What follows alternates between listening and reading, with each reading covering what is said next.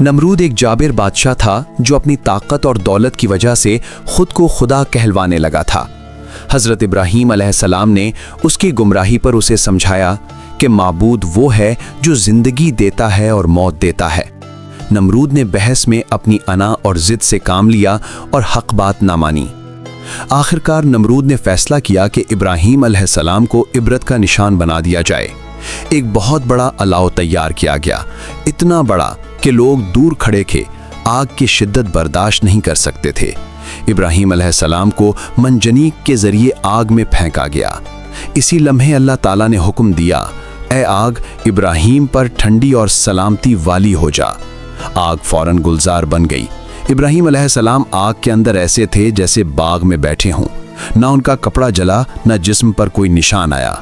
लोग हैरत ज़दा रह गए कि ये कैसा वाक़या है जिसमें आग ने अपनी तासीर खो दी। ये अल्लाह ताला का खुला मोजज़ा था जिसने दुनिया को बता दिया कि कायनात की हर चीज़, आग हो, हवा हो या बादशाहत, सब उसके हुक्म के ताबे हैं। नमरूद इस अजीम निशान को देखकर भी हिदायत ना पाया और बाद में अल्लाह ने उसे एक हकीर से मच्छर के ज़रिए हलाक कर दिया।